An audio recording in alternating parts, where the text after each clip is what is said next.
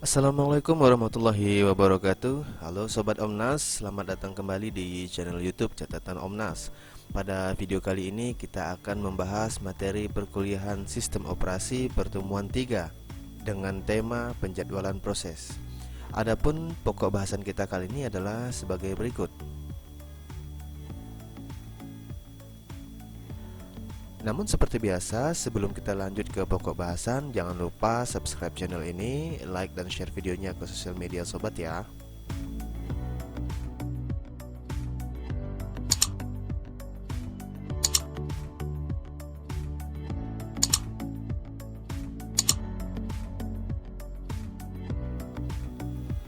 Baik, kita masuk ke pokok bahasan pertama, yaitu deskripsi penjadwalan proses. Nah, apa sih penjadwalan proses ini sehingga penting untuk diketahui?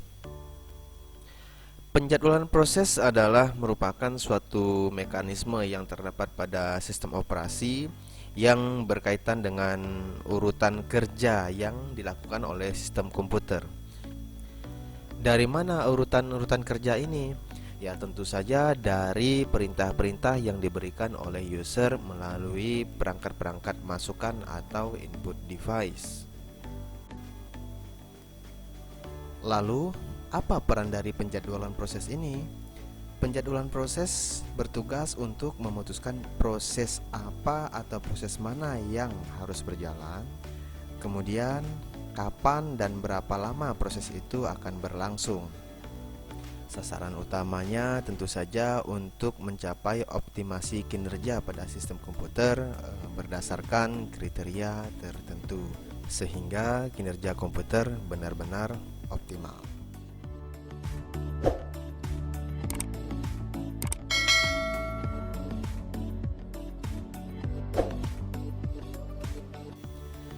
Baik, kita masuk ke pokok bahasan yang kedua, yaitu kriteria penjadwalan. Nah, di dalam pelaksanaannya, penjadwalan proses ini memiliki beberapa kriteria. Nanti kita akan bahas satu persatu. Yang pertama adalah fairness atau keadilan. Nah, yang dimaksud dengan fairness adalah proses-proses yang masuk ke dalam penjadwalan nantinya harus diperlakukan sama, yaitu masing-masing dari proses ini mendapat jadwal layanan dari prosesor, ya, dan tidak boleh ada proses yang tidak kebagian layanan dari prosesor ini. Namun tentu saja waktu yang diberikan kepada proses-proses ini sesuai dengan yang dibutuhkan masing-masing prosesnya. Kemudian kriteria berikutnya adalah efisiensi, di mana efisiensi yang dimaksud ini adalah waktu proses yang dihitung dengan perbandingan atau rasio antara waktu processing dengan total waktu operasi dari sistem komputer, sehingga dapat diketahui seberapa efisien penjadwalan yang diterapkan pada proses-proses yang sedang berlangsung.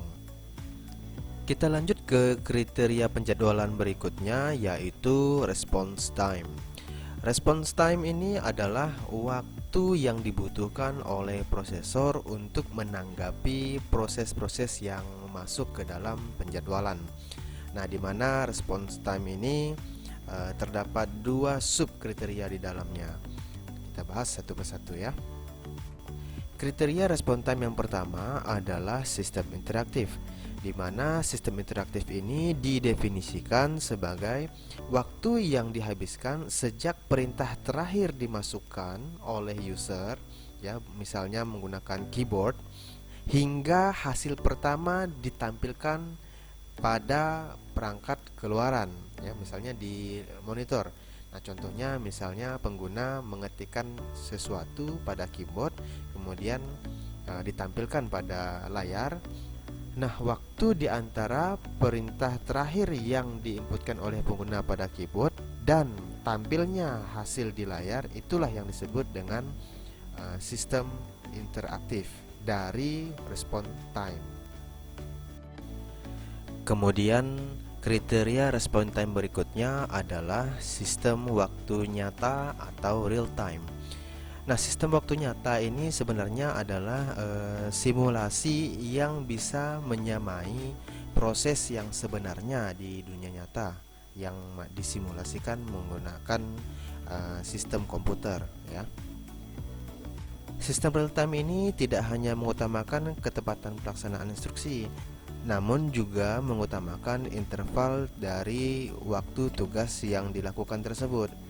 Dengan kata lain, sebenarnya sistem real time ini adalah sistem yang menggunakan deadline, yaitu jika suatu pekerjaan atau proses harus selesai dalam jangka waktu tertentu. Sementara itu, yang tidak real time adalah sistem di mana tidak ada deadline, ya, walaupun waktu responnya cepat. Nah, seperti itu. Pada sistem real time digunakan batasan waktu karena sudah disimulasikan dengan kejadian di dunia nyatanya, ya. Nah, sistem dinyatakan gagal jika melewati batas waktu yang ada. Misalnya seorang pengguna mengetikkan beberapa karakter melalui keyboard di suatu aplikasi pengolah kata. Pada saat mengetikkan, harusnya sistem langsung dapat menampilkan karakter yang diketik. Nah, jika karakter tersebut dapat langsung tampil, maka itu disebut dengan real time. Karena sebelum menggunakan komputer pun, misalnya menggunakan mesin tik, ya, ketika pengguna mengetikkan karakter pada keyboard, maka langsung tampil kan di kertas. Nah, seperti itu juga harusnya pada sistem komputer. Jadi ketika pengguna mengetikkan karakter pada keyboard, maka harus segera tampil di layar. Jika pengguna sudah mengetikkan karakter pada keyboard namun tidak langsung tampil pada layar, maka itu disebut tidak real time. Nah, begitu kira-kira, ya. Kita lanjut ke kriteria penjadwalan berikutnya, yaitu turnaround time. Turnaround time adalah waktu yang dihabiskan saat proses mulai masuk ke dalam sistem hingga proses itu diselesaikan oleh sistem. Ya, pada dasarnya waktu ketika proses berada di dalam sistem lah, ya. Nah, di mana waktu yang dimaksud adalah penjumlahan dari waktu eksekusi proses tersebut ditambah dengan waktu menunggu ketika proses itu akan dieksekusi. Nah, jadi dijumlahkan kedua waktu ini, maka didapatlah yang dimaksud dengan turnaround time. Dan kriteria penjadwalan proses yang terakhir adalah throughput, yaitu jumlah proses yang dapat diselesaikan dalam suatu periode waktu tertentu. Nah, itu dia kriteria-kriteria penjadwalan proses. Sekarang kita lanjut ke tipe-tipe penjadwalan, ya.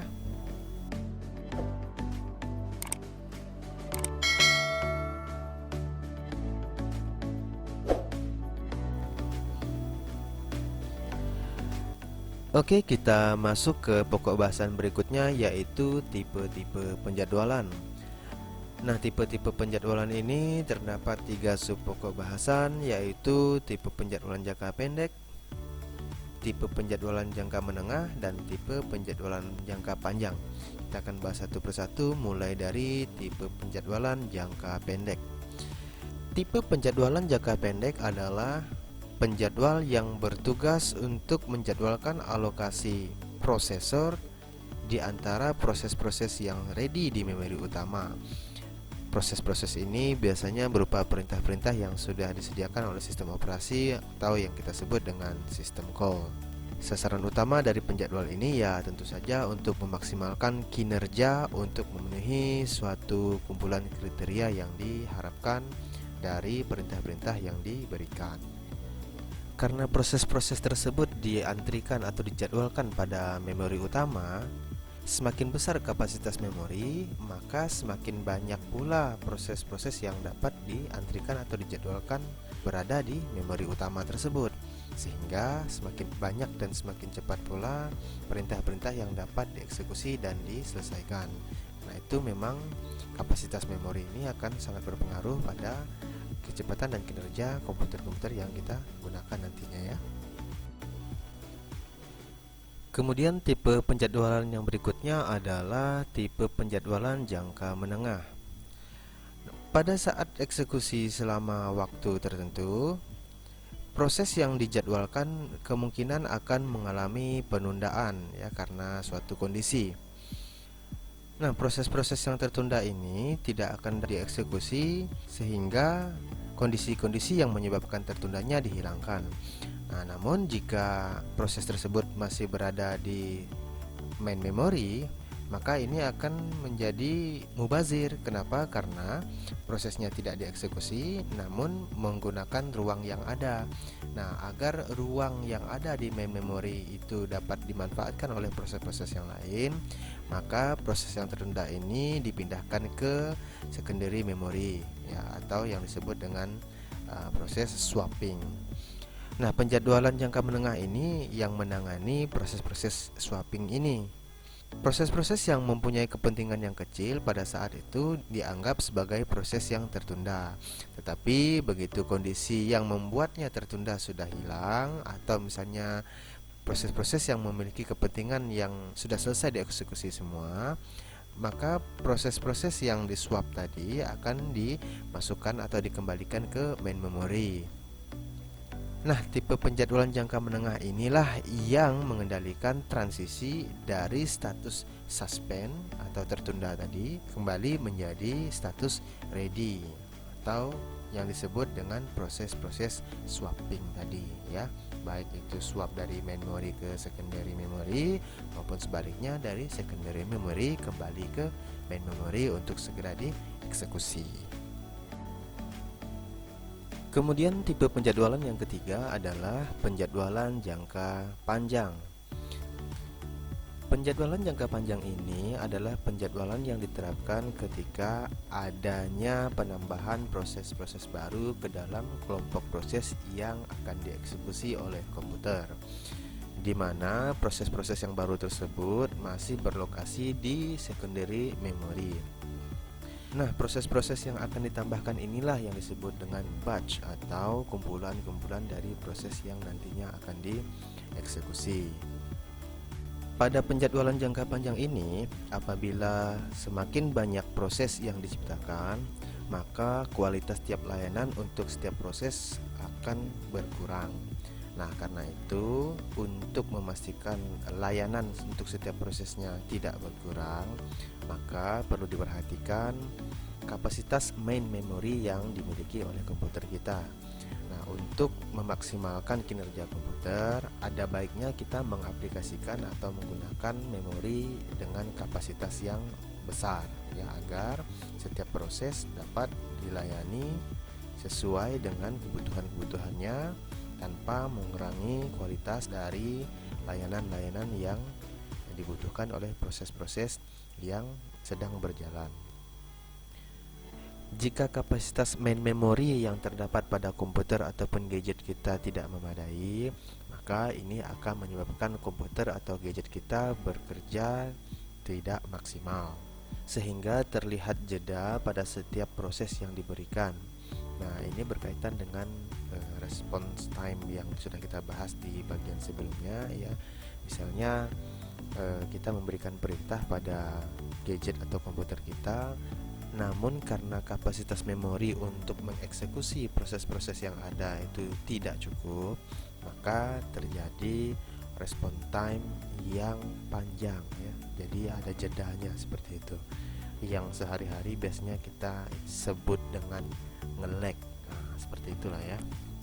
Jadi pastikan komputer dan gadget kita memiliki kapasitas memori yang cukup untuk mengeksekusi proses-proses yang akan kita jalankan melalui program-program atau aplikasi-aplikasi atau software-software yang akan kita gunakan. Oke sobat, kita lanjut ke pokok bahasan berikutnya ya.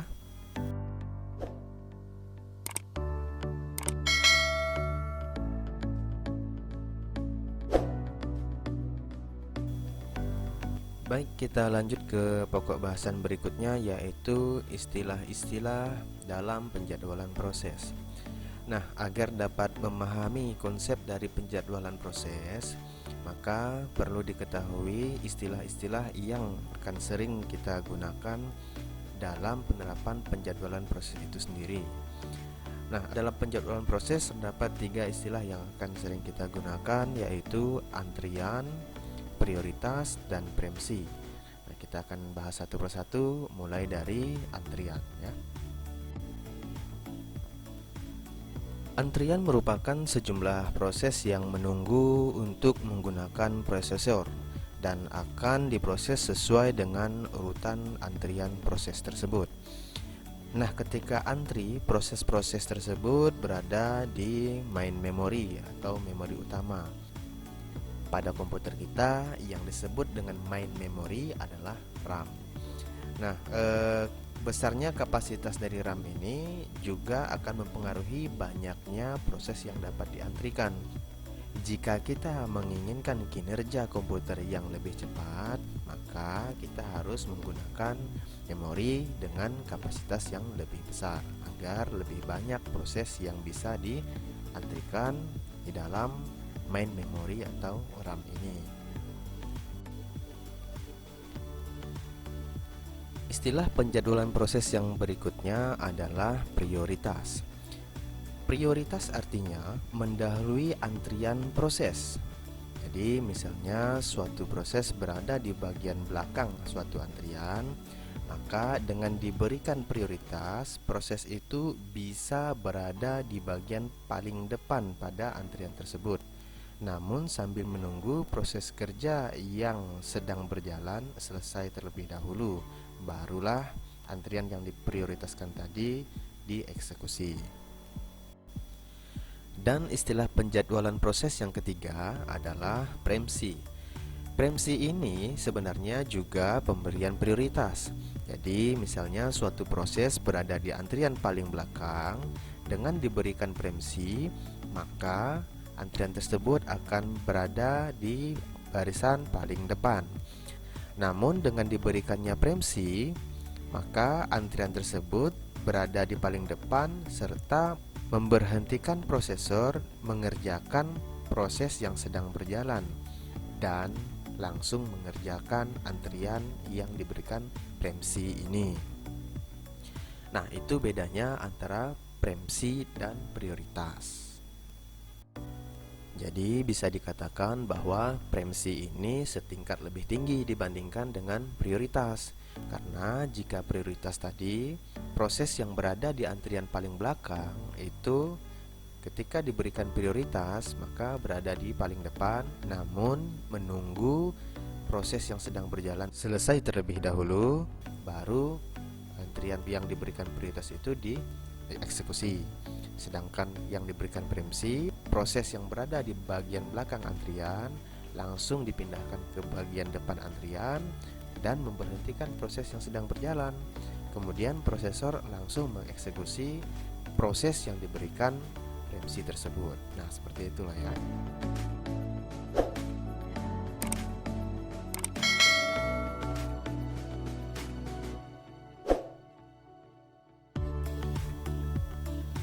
Baik, kita lanjut ke pokok bahasan berikutnya, yaitu perhitungan kinerja prosesor. Nah, biasanya kinerja prosesor yang dihitung itu adalah lamanya proses yang dapat dikerjakan oleh prosesor. Sebagai pengguna, tentu saja kita menginginkan kinerja komputer yang cepat. Nah, hal ini pasti didukung oleh kinerja prosesor yang cepat, yaitu prosesor yang terdapat pada komputer maupun gadget kita. Semakin cepat kinerja prosesor, maka akan semakin efisien pekerjaan yang kita lakukan menggunakan komputer maupun gadget kita. Adapun waktu yang diukur kecepatannya pada prosesor ini biasanya adalah lama proses. Lama proses ini pada rumus perhitungannya disimbolkan dengan huruf T kecil, biasanya melambangkan time, waktu. Lama proses adalah jumlah waktu yang dibutuhkan untuk mengolah proses di dalam prosesor. Sedangkan lama tanggap yang biasanya disimbolkan dengan T besar yang merepresentasikan time juga sebenarnya, yaitu waktu yang dibutuhkan oleh suatu proses sejak proses tersebut mulai hingga selesai dieksekusi oleh prosesor. Nah, lama tanggap ini sendiri terdiri dari dua macam, yaitu turnaround time dan response time. Yang mana turnaround time ini adalah lama waktu yang digunakan untuk sebuah proses hingga menghasilkan keluaran, sedangkan response time itu tidak memperhitungkan lama waktu yang digunakan untuk sebuah proses hingga menghasilkan keluaran, ya. Ini sudah dibahas di bagian sebelumnya. Oke. Adapun rumus perhitungannya adalah sebagai berikut. Kita ambil contoh, misalnya jika terdapat sejumlah proses yang serentak serta setiap proses memiliki lama tanggap sebesar T seperti yang sudah diilustrasikan tadi, maka rata-rata lama tanggap yang nantinya kita simbolkan dengan TR adalah sebagai berikut. Jadi rata-rata lama tanggap itu sama dengan jumlah T, ya, di sini disimbolkan dengan TI. TI itu adalah jumlah keseluruhan dari lama tanggap, ya, karena prosesnya kan banyak tuh, ya. Nah, dibagi dengan jumlah prosesnya, yaitu N tadi. Jadi misalnya N-nya 10, ada 10 proses. Nah, masing-masing prosesnya itu lama tanggapnya berapa? Nah, itu yang direpresentasikan oleh TI. Jadi jumlah TI itu nanti dibagi dengan jumlah N, maka didapatlah rata-rata lama tanggap yang direpresentasikan dengan TR. Kemudian contoh perhitungan yang berikutnya adalah sebagai berikut. Jika diketahui waktu sia-sia, yaitu T besar minus T kecil, di mana T besar itu adalah lama tanggap dan T kecil itu adalah lama proses. Jika diketahui waktu sia-sia ini adalah waktu yang terbuang di dalam antrian atau waktu yang terbuang selama proses terkena preemsi, maka waktu tanggap yang direpresentasikan dengan RT kecil adalah perbandingan antara lama proses tersebut dengan lama tanggap yang ada. Adapun rumusnya adalah sebagai berikut. Jadi RT kecil sama dengan T kecil, yaitu lama proses, dibagi dengan T besar, yaitu lama tanggap. Kemudian contoh berikutnya lagi, ya, dengan kriteria yang sama. Rasio penalti yang direpresentasikan dengan RP kecil adalah perbandingan antara lama tanggap terhadap lama proses. Adapun rumusnya adalah sebagai berikut. Jadi rasio penalti yang direpresentasikan dengan RP kecil adalah T besar, yaitu lama tanggap, dibagi dengan T kecil, yaitu lama proses. Ini adalah kebalikan dari rumus yang sebelumnya.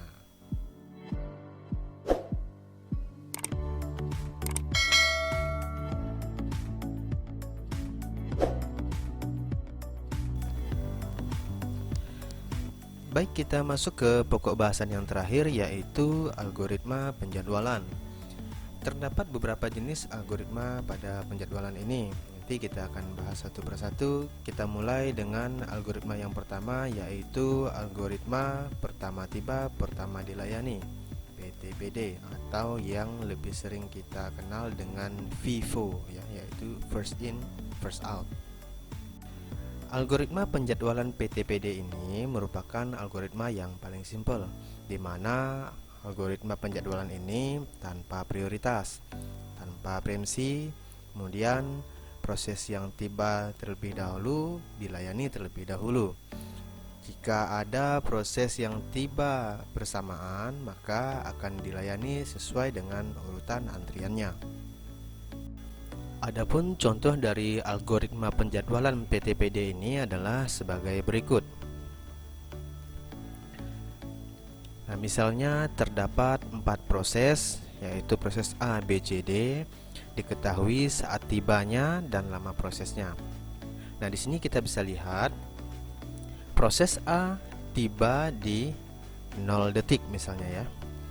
Kemudian proses B tiba di detik ke 1. Kemudian proses C tiba di detik ke-3. Kemudian yang terakhir proses D tiba di detik ke-7.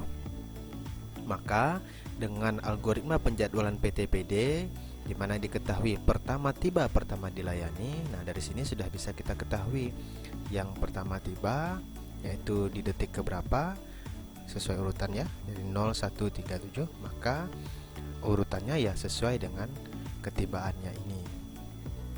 Adapun proses penyelesaiannya adalah sebagai berikut. Nah, tadi sudah kita ketahui urutannya itu berdasarkan saat tibanya, berarti tidak berubah ya. Jadi tetap A, B, C, D karena sesuai dengan saat tibanya ini ya urutannya dari terkecil sampai terbesar ya, seperti itu. Kemudian untuk lama prosesnya misalnya kita hitung dalam hitungan detik ya. Proses A 4 detik, proses B 7, proses C 3, dan proses D 8. Nah, maka bisa kita ketahui saat mulainya seperti ini. Karena A ini tibanya di detik ke-0, maka dia mulainya di detik ke-0 ini. Kemudian karena lama prosesnya adalah 4 detik, maka proses A akan rampung di detik ke-4. Lama tanggapnya ya 4. Kenapa? Karena memang tidak ada yang mengganggu antrian proses A ini ya. Kemudian proses B karena tiba di detik ke-1 ya, maka sesuai dengan urutannya. Nah, ini urutan kedua, tibanya di detik ke-1 ya. Nah, lama prosesnya 7. Nah, kemudian saat mulainya 4. Kenapa 4? Karena memang proses A tadi rampungnya di detik ke-4. Berarti proses B dimulai setelah proses A selesai ya, maka mulainya dari detik ke-4. Sedangkan lama prosesnya, proses B ini adalah 7 detik. Nah, berarti mulai dari 4, 7 detik kemudian, maka proses B akan rampung di detik ke-11.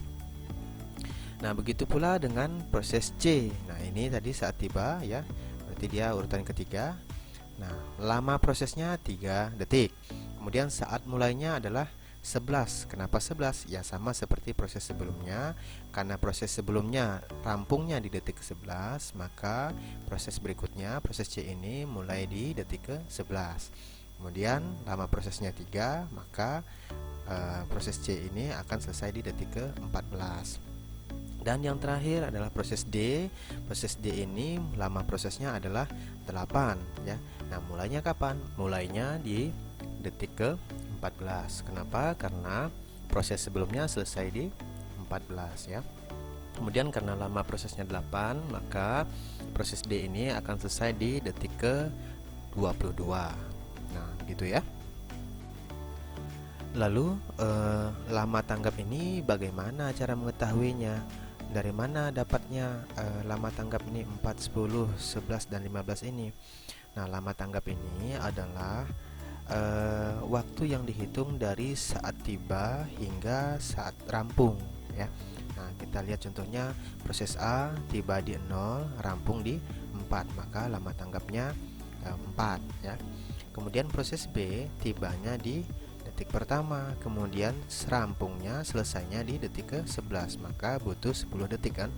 Nah, seperti itu. Kemudian proses C saat tibanya di detik ketiga, kemudian rampungnya selesainya di detik ke-14, maka dibutuhkan 11 detik kan lama tanggapnya. Nah, seperti itu. Dan yang terakhir proses D saat tibanya di 7, kemudian saat rampungnya di 22, maka lama tanggapnya adalah 15. Nah, seperti itulah. Atau kalau mau dibalik cara ngitungnya ya tinggal dikurangi saja saat rampung dikurangi saat tiba. Nah, seperti itu ya. Nah, kemudian jumlah dari lama tanggapnya ya tinggal dijumlahkan saja, dan rata-ratanya dari jumlah ini dibagikan dengan jumlah proses yang ada, maka didapatkanlah seperti ini. Nah, kemudian yang di bawah sini adalah barisan prosesnya. Sebenarnya sama saja ya. Jadi ini hanya penjabaran lebih detil lagi. Nah, seperti itu. Contohnya tadi proses A yang pertama ya, proses A tiba di 0, maka di 0 di sini. Nah, kemudian proses A ini karena lama prosesnya adalah 4, maka di detik keberapa nanti dia selesai? Nanti 1, detik 1, 2, 3, 4, 4, maka selesai di detik ke-4. Nah, seperti itu. Nah, kemudian proses B ini ya, karena saat mulainya adalah di detik ke-4, nah diketahui di sini sebenarnya ya. Proses A selesai di 4, maka proses B ini mulai di detik ke-4 sini ya. Kemudian lama prosesnya 7, maka dihitung 7 detik ke depan. Nah, seperti itu. Jadi B ini 1, 2, 3, 4, 5, 6, 7. Nah, seperti itu 7 ya. 7, maka di sini detik ke-11. Nah, sama kan? Kemudian proses C. Proses C ini karena dimulai setelah proses B selesai, karena dia selesainya di detik ke-11 ya, C ini mulai di detik ke-11. Nah, berapa lama prosesnya? 3. Maka bisa dihitung 1, 2, 3, maka selesainya di 14. Nah, sama kan di sini 14 ya. Dan yang terakhir proses D, karena proses D ini dimulai setelah C selesai, C nya selesai di 14, D nya mulai di 14, dan lama prosesnya adalah 8, maka kita hitung saja 1, 2, 3, 4, 5, 6, 7, 8, maka selesainya di detik ke-22. Nah, begitulah cara menyelesaikan persoalan penjadwalan algoritma pertama tiba pertama dilayani.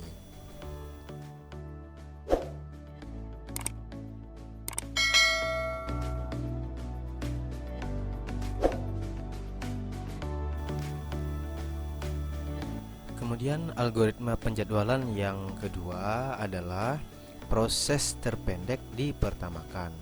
Artinya, jika terdapat beberapa proses di dalam antrian, maka dicari waktu proses terpendek dan proses tersebutlah yang dipertamakan untuk dieksekusi. Algoritma penjadwalan proses terpendek dipertamakan ini adalah algoritma penjadwalan dengan prioritas, namun masih tanpa preemsi. Adapun penentuan prioritasnya adalah berdasarkan pendeknya proses yang dilayani. Jika proses yang terpendek belum tiba, maka prosesor akan melayani proses yang telah tiba terlebih dahulu sampai selesai, baru nanti akan mengeksekusi proses terpendek yang tiba berikutnya. Adapun contoh algoritma penjadwalan proses terpendek dipertamakan ini adalah sebagai berikut. Nah, di sini diketahui terdapat beberapa proses, yaitu proses A, B, C, D. Kemudian dengan saat tiba masing-masing, yaitu proses A tiba di detik ke-0, lama prosesnya 5. Proses B tiba di detik ke-3, lama prosesnya 7. Proses C tiba di detik ke-5, lama prosesnya 2. Dan proses D tiba di detik ke-6, lama prosesnya 4. Nah, mari kita lihat bagaimana cara penyelesaian dari contoh kasus ini. Baik, mari kita coba selesaikan contoh kasus ini ya. Nah, tadi berdasarkan data yang sudah ditampilkan di sebelumnya, maka bisa kita ketahui bahwa saat tiba dari keempat proses ini adalah sesuai urutannya A, B, C, D, yaitu berdasarkan saat tibanya ini ya, detik ke-0, 3, 5, dan 6. Nah, kemudian lama prosesnya 5, 7, 2, dan 4. Nah, tentu saja proses yang akan dieksekusi pertama kali itu adalah proses yang masuk pertama kali. Namun seiring berjalan maka akan dicek lama prosesnya. Jadi sambil berjalan maka akan dilihat lama prosesnya. Jika terdapat lama proses yang terpendek maka dia akan diprioritaskan ya. Oke, sekarang kita lihat terlebih dahulu. Yang tiba pertama kali adalah proses A, tiba di 0 detik. Tentu tidak akan ada yang mengganggu urutan proses ini karena kan tibanya di 0 detik ya. Jadi sudah pasti proses A ini adalah proses yang pertama kali. Nah, saat mulainya juga 0 kan pastinya. Nah, kemudian lama prosesnya adalah 5, maka langsung dieksekusi. Nah, jadi proses A ini akan rampung atau selesai di detik ke-5. Nah, pada saat proses A ini berlangsung dalam waktu 5 detik itu kan, nah ternyata di detik ketiga masuklah proses B ya, di detik ketiga ya. Namun belum dieksekusi ya, karena proses A kan belum selesai itu ya kan. Nah, karena belum dieksekusi, Kemudian masuk lagi proses yang ketiga, yaitu proses C. Kenapa? Karena nanti tibanya saat di detik kelima kan. Nah, tentu saja masih dalam rentang waktu pengerjaan atau eksekusi dari proses A tadi. Maka dua proses ini nanti akan dilihat terlebih dahulu mana lama proses yang terpendek. Kalau berdasarkan urutannya, tentu saja yang diproses duluan adalah yang B, ya, karena masuk duluan. Tetapi dengan algoritma penjadwalan proses terpendek dipertamakan, maka yang terpendek lama prosesnya yang akan dieksekusi terlebih dahulu. Maka kita lihat di sini lama prosesnya, ternyata proses C itu lebih pendek waktu prosesnya dibandingkan dengan proses B. Maka diberikan prioritas kepada proses C ini untuk dieksekusi terlebih dahulu. Saat mulainya kapan? Ya, setelah proses pertama, yaitu proses A tadi kan. Proses A tadi selesainya di detik kelima, maka saat mulainya di detik kelima, ya. Nah, di detik kelima ini berjalanlah proses C ini selama 2 detik, maka rampungnya di detik ke-7, ya. Nah, di detik ke-7 ini, ya, ternyata masuklah proses yang baru lagi, ya, proses D. Kenapa? Masuknya di detik ke-6. Tentu saja proses ini akan masuk pada saat proses C ini sedang berlangsung kan. Nah, maka dibandingkan lagi lah antara proses-proses yang sedang antri tadi, yaitu proses D dan proses B, ya. Nah, dibandingkan yang mana waktu prosesnya yang lebih pendek. Ternyata yang lebih pendek adalah lama proses dari proses D, ya kan, 4 dibandingkan dengan 7. Maka diberikanlah prioritas kepada proses D untuk dieksekusi terlebih dahulu. Nah, maka D diproses terlebih dahulu, ya. Kapan saat mulainya? Saat mulainya setelah proses sebelumnya selesai, yaitu proses C. Proses C selesainya di detik ke-7, maka mulainya proses D ini di detik ke-7. Berjalan berapa lama? Selama 4 detik. Maka proses D ini akan selesai di detik ke-11. Nah, barulah akan dieksekusi proses terakhir, yaitu proses B tadi. Proses B mulainya di detik ke-11, ya. Kemudian lama prosesnya adalah 7, maka proses B ini selesai atau rampung di detik ke-18. Nah, seperti itu. Adapun lama tanggap ya sama seperti yang tadi, ya. Jadi dihitung waktunya dari saat tiba hingga saat rampung. Contohnya ya proses A tadi, ya, saat tibanya di 0, saat rampungnya di 5, maka lama tanggapnya adalah 5. Kemudian yang kedua, karena proses C yang kedua tadi, ya, saat tibanya di 5, saat rampungnya di 7, maka lama tanggapnya ya 2. Nah, seperti itu, ya. Kemudian proses D yaitu tibanya di 6, ya, rampungnya di 11, maka lama tanggapnya adalah 5. Dan yang terakhir proses B itu, ya, saat tiba itu di 3 dan saat rampungnya di 18, maka lama tanggapnya adalah 15. Nah, kemudian jumlah dari lama tanggapnya tinggal dijumlahkan saja yang ini, kemudian dibagi dengan jumlah proses yang diantrikan di penjadwalan ini, maka didapatkanlah hasilnya 6,75. Adapun barisan proses, ya, cara membacanya sama seperti yang tadi, ya.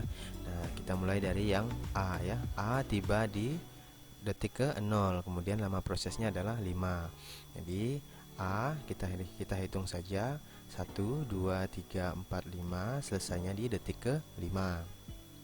Kemudian tiba antrian berikutnya yaitu proses B, ya, tiba di detik ketiga. Nah, kemudian proses C juga tiba, ya. Kenapa? Karena masih dalam rentang waktu pengerjaan atau eksekusi proses A tadi kan, detik kelima dia masuk. Nah, dibandingkanlah proses B dan C tadi, ya, yang mana lama proses terpendek, yaitu ternyata proses C, maka C diprioritaskan. Nah, C nya dimulai dari sejak A nya berakhir, ya kan, jadi mulai dari 5, lama prosesnya 2, yaitu hitung saja, ya, C ini 1, 2, nah seperti itu. Kemudian C ini karena berakhir di detik ke-7, ya, rampungnya di 7. Nah, dalam prosesnya ini masuk lagi antrian berikutnya yaitu D di detik ke-6.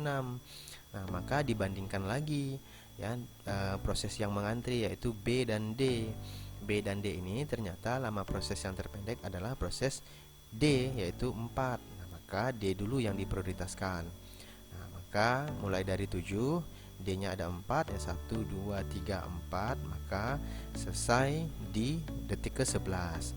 Barulah dieksekusi yang terakhir, proses B, yaitu dengan lama prosesnya 7, mulai dari 11, kita hitung 1, 2, 3, 4, 5, 6, 7.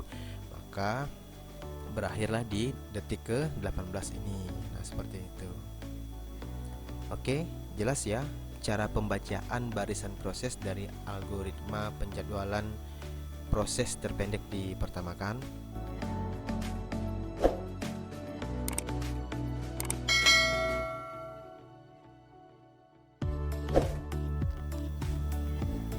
Oke sobat, demikian pemaparan materi perkuliahan sistem operasi pertemuan 3 kali ini. Semoga dapat dipahami dengan baik, sehingga apa yang disampaikan pada video materi pembelajaran ini dapat diambil manfaatnya. Karena itu jangan lupa like dan share video ini di sosial media sobat, agar teman-teman yang lain juga bisa mengambil manfaat dari video-video yang ada di channel YouTube ini. Sampai ketemu di video-video berikutnya. Wassalamualaikum warahmatullahi wabarakatuh.